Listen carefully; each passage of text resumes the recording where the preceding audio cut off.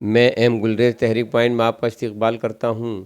ناظرین، تحریک پوائنٹ کے اس ویڈیو میں ہم جماعت اسلامی کے بنیاد گزار اور ایک عظیم مفکر اسلام مولانا ابوالعلا مودودی صاحب کی زندگی کے ان اچھوتے پہلوؤں کو پیش کریں گے جن سے اکثر لوگ نابلد ہیں۔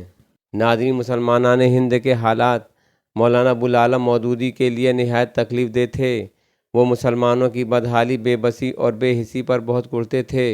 وہ چاہتے تھے کہ وہ اسلام کے سچے پیروکار بن جائیں۔ انہوں نے اپنے ایک مضمون میں لکھا تھا کہ آج جتنی کمزوریاں بھی مسلمانوں میں پیدا ہو گئی ہیں، صرف اس لیے ہیں کہ ان میں اسلامی روح نکل گئی ہے اور وہ بھول گئے ہیں کہ مسلمان ہونے کی حیثیت سے وہ کیا ہیں۔ چنانچہ وہ مسلمانوں کی بھلائی کی مختلف تدابیر پر اکثر غور و فکر کیا کرتے تھے۔ ناظرین، قابل ذکر نکتہ یہ ہے کہ سن 1925 میں جب جمعیت علماء ہند نے کانگریس کے ساتھ اشتراک کا فیصلہ کیا تو سید مودودی نے بطور احتجاج اخبار الجمعیت کی ادارت چھوڑ دی تھی اور وہ جمعیت علماء ہند سے الگ ہو گئے تھے، اس لیے کہ وہ متحدہ قومیت کے سخت مخالف تھے اور کانگریس کو وہ بھی سر سید کی ہی طرح مسلمانوں کے مفادات کے خلاف سمجھتے تھے۔ ناظرین، ایک قابل غور بات ہم یہ بھی بتاتے چلیں کہ جس زمانے میں ابوالعلا مودودی الجمعیت کے ایڈیٹر تھے تو سوامی شردانند نام کے ایک شخص نے شدھی کرن کی تحریک شروع کی تھی، جس کا مقصد یہ تھا کہ مسلمانوں کو ہندو بنایا جائے۔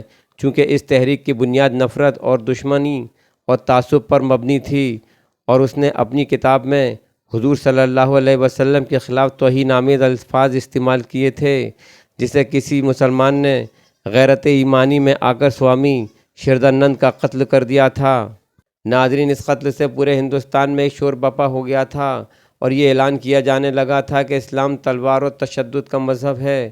مولانا مودودی اس صورتحال سے بہت غمزدہ تھے۔ انہی دنوں مولانا محمد علی جوہر نے دہلی کی جامع مسجد میں تقریر کی، جس میں بڑی ہی درد مندی کے ساتھ انہوں نے اس ضرورت کا اظہار کیا کہ کاش کوئی شخص اسلام کے مسئلہ جہاد کی پوری وضاحت کرے تاکہ اسلام کے خلاف جو غلط فہمیاں پھیلائی جا رہی ہیں وہ ختم ہوں۔ اس پر مولانا مودودی کو خیال آیا کہ کیوں نہ میں ہی یہ کام کروں، لہٰذا انہوں نے الجہاد فی الاسلام کے نام سے ایک کتاب لکھی۔ اس وقت مولانا ابوالعلا مودودی کی عمر 24 برس تھی۔